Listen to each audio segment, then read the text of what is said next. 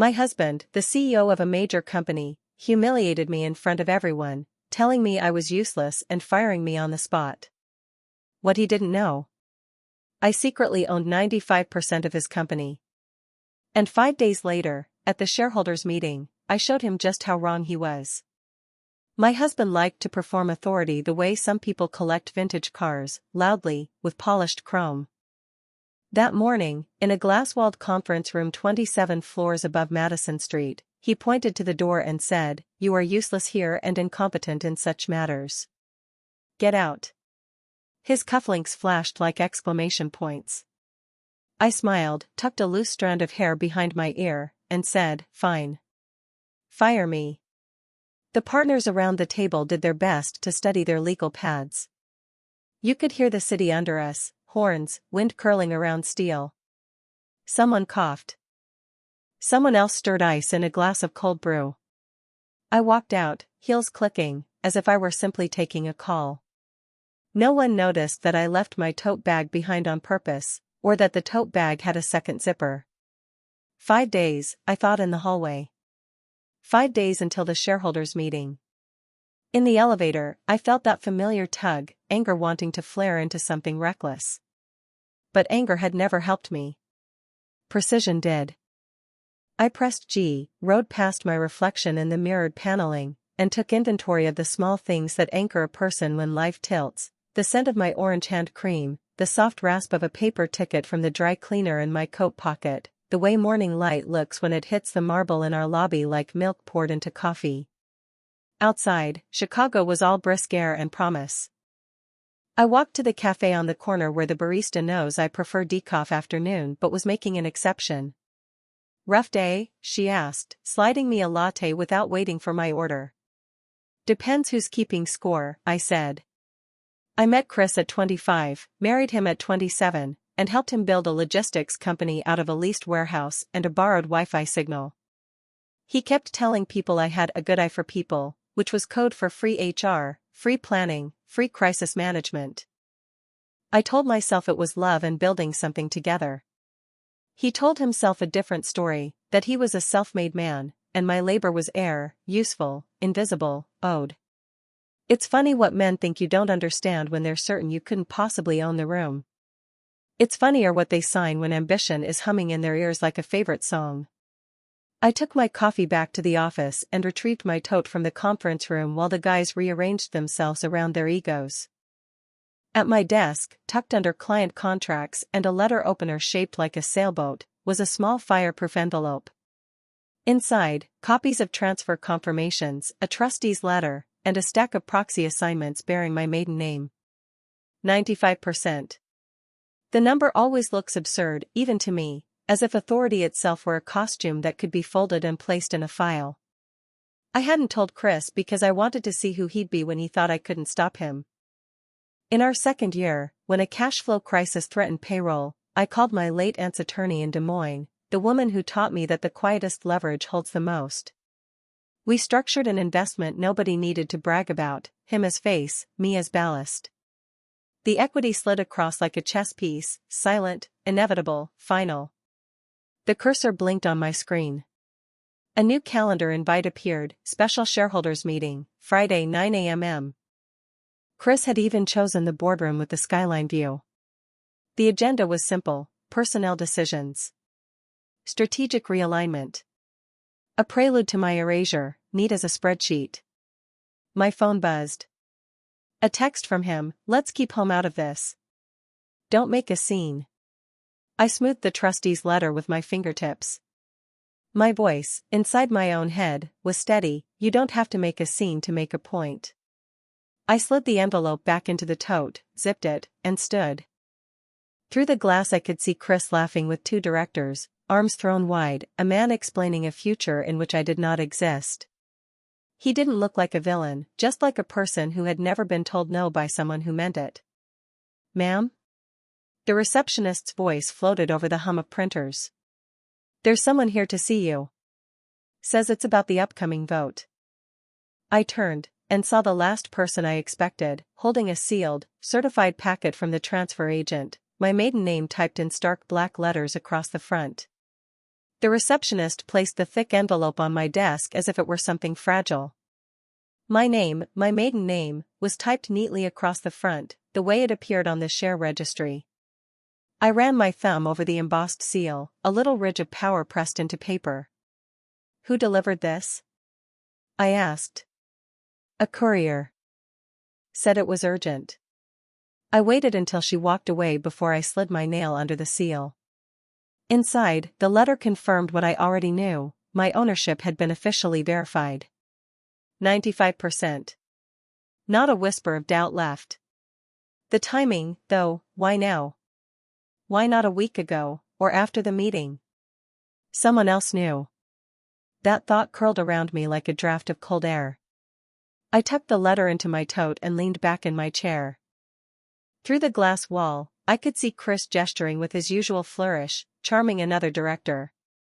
He had no idea that I held the company in my hands.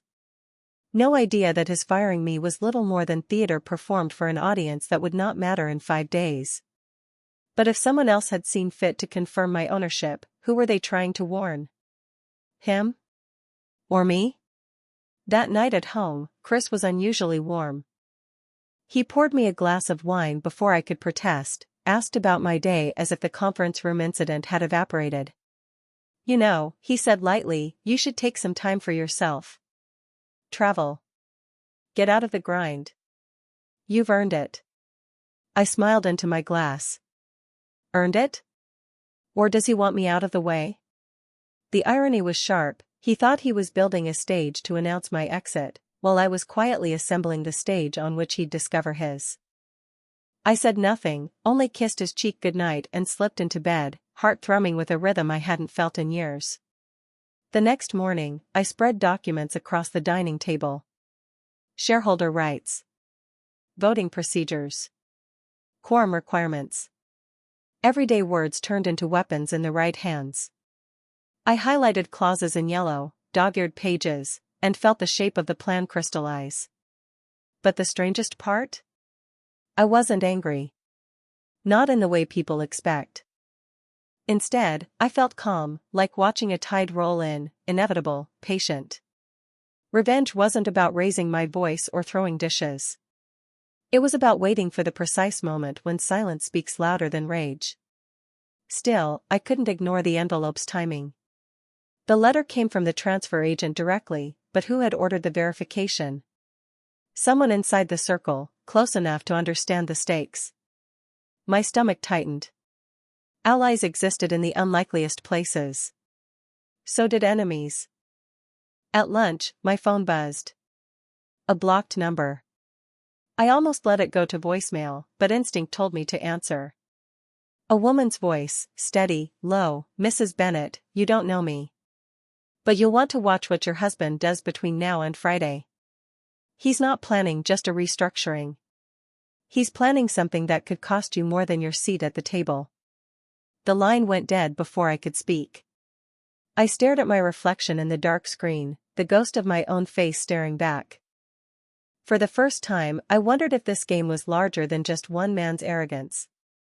And I knew I had to be ready, not just to show him my cards, but to protect the hand I'd been holding all along. I barely tasted dinner that night. The words from the anonymous caller echoed in my mind. He's planning something that could cost you more than your seat at the table. What did that mean? Money, reputation, safety? With Chris, it could be any of the three. He had always been ambitious, hungry in a way that devoured everyone else's patience. But reckless? That wasn't his style. He liked the image of control, the theater of being untouchable. I washed the dishes slowly, one by one, the way I did when I needed time to think. The rhythm calmed me. Soap, rinse, towel, stack. All the while, I replayed his tone in the conference room, his sudden generosity at home, and now this warning. The pieces didn't fit together yet, but they would. They always did. Upstairs, Chris was already in bed, scrolling through his phone, chuckling at some late-night article. I watched him from the doorway for a moment. The man I had once loved deeply, fiercely, the one who used to drive me to the lake just to watch the sunrise, who made me grilled cheese on rainy days, was still there, buried under layers of ego and entitlement. But maybe that was the most dangerous part, he could still wear the mask of the man I'd married. And when he did, I wanted to believe it. "Everything okay?" he asked, sensing my stare. I smiled, forcing warmth into my voice. "Fine. Just tired." He reached over and patted my side of the bed, an invitation that used to feel like home. Now, it felt like a trap. I slid under the sheets, careful not to let the envelope in my nightstand drawer slip from my thoughts. The next morning, I met with a woman named Rachel in a quiet cafe 3 blocks from the office. She'd been with the company since its warehouse days, managing accounts nobody else wanted to touch. She had called me late last night, her voice trembling, asking if we could speak off the record. When she arrived, her eyes darted around the cafe before settling on me. She looked like someone who had rehearsed telling the truth but still feared it. "Mrs. Bennett," she began, then corrected herself, "Emily. I know you've always treated people better than, well, than most. So I need to tell you something." I leaned forward. "Go on." She hesitated, then whispered, "Your husband has been moving assets. Quietly. Off the books. It looks like he's preparing for a buyout, one that doesn't involve you. Or anyone else, really. He's building a shell company overseas. The plan is to make Friday's meeting about cutting dead weight, but the real agenda is transferring everything before anyone can stop him." My stomach dropped. A buyout. A hollowing of the company I'd built piece by piece. "How do you know this?" She slid a USB drive across the table. "I handle the ledgers. Or at least I used to. He reassigned me last week. But I saved copies." I stared at the drive, then at her. She wasn't lying. Fear makes people honest in a way pride never can. "Why tell me?" I asked. Her hands trembled as she wrapped them around her coffee cup. "Because I know what this company means to you. And because, if he succeeds, I lose my pension. My kids lose their insurance. Everyone loses. You're the only one who can stop him." The weight of her words pressed down on me. The only one who can stop him. Back at the office, I locked myself in a small conference room and opened the files. Numbers spilled across spreadsheets like confessions, transfers to shell corporations, contracts signed with faceless names, assets shifting like sand. The scale of it was staggering. If he succeeded, 95% wouldn't matter. The company itself would be nothing but a husk. For the first time I felt fear, not for myself, but for the people who trusted this company with their livelihoods. For Rachel, for the young logistics manager with student loans, for the janitor who always asked about my weekend. Chris wasn't just betraying me. He was betraying all of them. That night, I confronted him, carefully, indirectly. Over dinner, I said, "Funny thing, I heard someone's been sniffing around our overseas accounts." He froze for a fraction of a second, then laughed too quickly. "You shouldn't listen to office gossip. It's poison." I tilted my head, watching him. "Is it?" He changed the subject. And in that moment, I knew the caller, Rachel, the files, they weren't exaggerating. He was playing a bigger game, one that risked burning everything we'd built. I lay awake that night, staring at the ceiling, the house quiet except for the hum of the refrigerator downstairs. Revenge had always been a quiet word for me, a word about balance rather than destruction. But this was war. 5 days. That was all I had to stop him. And I wasn't sure yet who I could trust. By Wednesday morning, the air in the office felt different. Tighter, more charged. People spoke in low tones near the elevators, laughter rang a little too forced in the break room. Everyone knew something was coming, even if they didn't know what. I carried the USB drive in my bag like a secret heartbeat. Every time I touched the zipper, I felt its weight. Proof of betrayal. Proof of recklessness. Proof that the man I once believed in was ready to cut me, and everyone else, out. Chris acted as if nothing were wrong. He breezed past my desk with his usual confidence, greeting directors with that practiced smile. But his eyes avoided mine. That told me everything.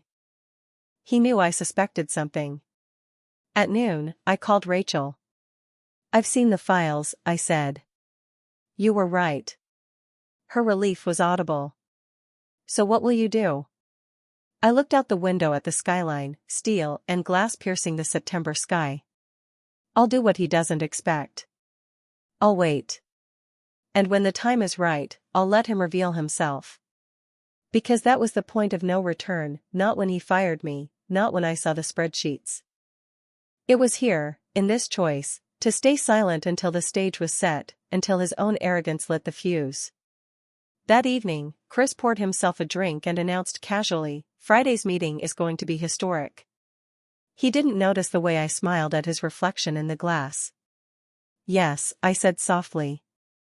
"It will." Inside, my pulse thrummed with certainty. The die was cast. Thursday felt like the longest day of my life. Every meeting, every hallway conversation was laced with double meanings. Chris was radiant, rehearsing his historic speech with careless pride. He thought he had already won. That afternoon, I walked into his office without knocking.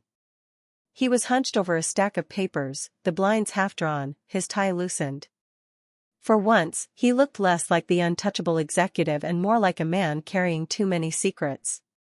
He startled when he saw me. "Emily. You should really take some time off before tomorrow." I leaned against the doorframe. "Funny. You're planning to cut me out, and yet you still pretend to care about my rest." His jaw tightened, but the mask slipped only for a second. "You're imagining things." I stepped closer, lowering my voice. "Am I?" "Because I've seen the numbers. The shell companies. The transfers. All of it." For a heartbeat, the room was silent except for the hum of the air conditioner. Then he laughed, a hollow sound. "You always were too curious for your own good." I didn't flinch. "And you always underestimated me." His smile vanished. "Whatever you think you know, it won't matter tomorrow. By the time anyone realizes what I've done, it'll be too late." He turned back to his papers, dismissing me with the arrogance of a man convinced of his invincibility. I walked out without another word, but my hands were trembling. Not with fear. With clarity. Tomorrow, the curtain would rise. And Chris would finally see who had been writing the script all along. Friday morning arrived with the kind of crispness that makes the city hum differently. The sky was washed in pale light, the streets alive with early traffic. I dressed carefully, navy blazer, simple pearls, hair pinned back. Not flashy, not meek. Just steady. In my tote sat the envelope, the USB drive, and a small leather notebook where I'd scribbled key clauses from the bylaws. My arsenal looked ordinary, but it was enough to shift the ground under a man who thought himself untouchable. At the office, the boardroom was already buzzing. Directors sipped coffee, assistants arranged folders, the skyline glittered beyond the glass. Chris stood at the head of the table, sleeves rolled, confidence radiating off him. He greeted each person warmly, as if he were a benevolent king preparing to deliver good news. I slipped into a chair near the middle, offering polite nods. No one asked why I was there, they assumed I had no power, that my presence was an afterthought. That was exactly what I wanted. When the meeting was called to order, Chris launched into his speech. "Today marks a turning point," he said, his voice smooth, rehearsed. "We need to streamline operations, eliminate inefficiencies, and focus on profitability. That means making difficult decisions." His eyes flicked toward me, sharp and dismissive. "Some roles are no longer necessary." The directors murmured, some nodding, others frowning. He pressed on, unveiling charts and projections, half-truths dressed as strategy. I let him talk. I let him build his stage higher, brick by brick, until he stood on a tower too tall to climb down from. My heart beat steady. My pen traced idle patterns on the leather notebook, though every word, every glance, every lie was etched into me like stone. Finally, Chris gestured toward the agenda. Therefore, I propose we move to a vote on restructuring, effective immediately. That was my cue. I straightened in my chair and spoke clearly, my voice carrying across the polished table. Before we vote, I have a question. The room stilled. Chris's smile faltered, just slightly. Yes, Emily, he said, the condescension sharp in my name. I folded my hands. Have you disclosed to the board the series of offshore transfers made in the last 6 months? Gasps rippled. A director shifted uncomfortably. Another raised his brows. Chris chuckled, but his shoulders stiffened. Wild accusations. You really should. I slid the USB drive across the table. Numbers don't lie. But people do. The directors leaned forward, curiosity ignited. Chris's mask cracked. For the first time, he looked less like a king and more like a man caught in his own trap. And I knew, we had reached the threshold. The climax was near. The boardroom was silent except for the faint whir of the projector. The USB drive gleamed under the fluorescent lights, small and unassuming, yet heavy with truth. One of the senior directors, Mr. Callahan, cleared his throat. Emily, what exactly are we looking at? I met his eyes. Transaction records. Shell companies. Asset transfers that were never reported in official statements. Chris barked a laugh, too sharp. This is ridiculous. She's not even part of the executive team anymore. She has no access, no authority. Actually, I interrupted softly, I do. From my tote, I pulled the envelope, the fireproof one that had followed me like a shadow. I placed it on the table and opened it with deliberate calm. Out came the trustee's letter, stamped and notarized. Out came the proxy assignments. Out came the confirmation from the transfer agent. Gentlemen, I said, my voice steady, I am the majority shareholder. 95%. The words landed like thunder. Chairs creaked, papers rustled, the room vibrated with shock. Chris's face drained of color.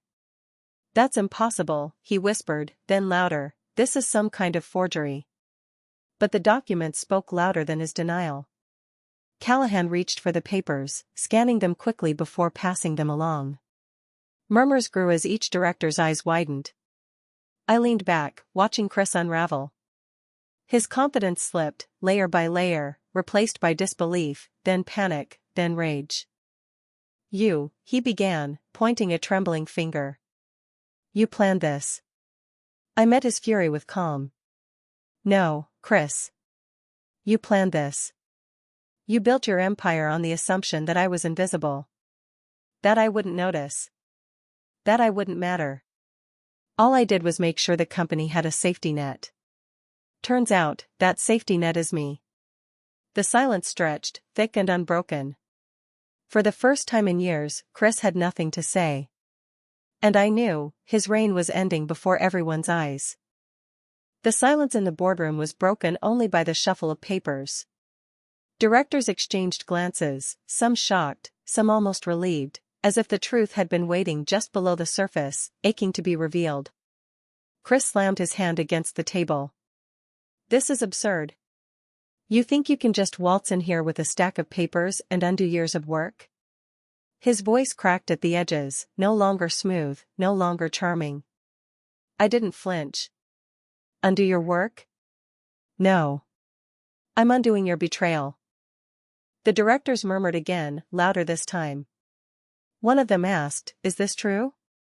Have funds been transferred without disclosure? Chris sputtered, searching for footing. Those were strategic reallocations, short-term moves. Illegal moves, I cut in. Moves that would hollow out this company and leave every employee, every investor, with nothing. The weight of my words settled over the table. The directors looked at him not as a leader, but as a liability. His mask shattered then, fury boiling to the surface. You don't belong here, Emily. You never did. This is my company. I met his glare with a steady calm. No, Chris. It's ours. And you forgot which one of us holds the keys. Gasps rippled. For the first time, Chris seemed smaller, stripped of the power he thought was unshakable. And in that instant, I knew, the fall had begun. The directors didn't wait for him to recover. Mr. Callahan pushed his chair back and stood. If these documents are legitimate, and they certainly appear to be, then this board has a responsibility to protect the company. Another voice followed, firmer, we cannot allow undisclosed transfers. That's fraud. Chris's eyes darted from face to face, desperate, cornered. You can't do this to me. I built this from nothing. I rose slowly, my palms flat against the table. And I was there for every step. I wrote the contracts, recruited the managers, balanced the books when you spent too freely. You built nothing alone, Chris. You just never noticed who was holding the foundation steady. He shook his head, voice breaking. You're lying. You wouldn't. But I already had. The directors began calling for an immediate vote, first to suspend his authority, then to open a formal investigation into the transfers.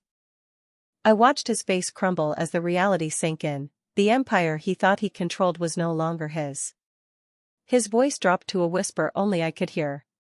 You'll regret this. I met his hollow eyes and said quietly, no. I'll finally be free. The vote was unanimous. And just like that, the reckoning was complete. When the gavel struck, the sound was sharp, final. The vote was done. Chris sat slumped in his chair, his bravado gone, the room no longer bending toward him. For years he had been the center of gravity, pulling everything into his orbit. Now, he was just another man stripped of his illusions. I gathered my papers slowly, giving him time to absorb the weight of what had happened. Around us, directors whispered, assistants typed notes for the record, but the air had changed, it no longer belonged to him. I didn't gloat. Revenge, real revenge, isn't loud. It's quiet. It's the stillness of balance restored. As I walked toward the door, Chris's voice broke through the low murmur. Emily, please. One word, stripped of arrogance, almost human again. I paused, my hand on the polished handle. Memories flickered, our first apartment with peeling paint and second-hand furniture, late nights spent sketching out dreams on napkins, laughter over burnt pancakes. For a moment, grief pressed at the edges of my calm. But then I remembered Rachel, the employees, the families depending on this company. I remembered the arrogance in his voice when he told me to get out, as if my worth were disposable. I turned slightly, enough for him to see my profile. You fired me, remember? I'm just honoring your request. Gasps rippled softly. Chris dropped his gaze, shoulders folding in on themselves. I left the boardroom, the city skyline blazing in the morning sun. Each step felt lighter, though the weight of years pressed behind me. In the lobby, I saw Rachel waiting. She caught my eye, and the relief on her face was worth everything. Is it over? She whispered. Yes, I said, smiling faintly. It's over. But inside, I knew it wasn't just an ending. It was a beginning. I had reclaimed not only the company but myself, the part of me that had been silenced, dismissed, overlooked. The real victory wasn't in watching Chris fall. It was in knowing I had finally stood tall. And as the elevator doors closed behind me, I felt it clearly, the quiet triumph of a woman underestimated for too long.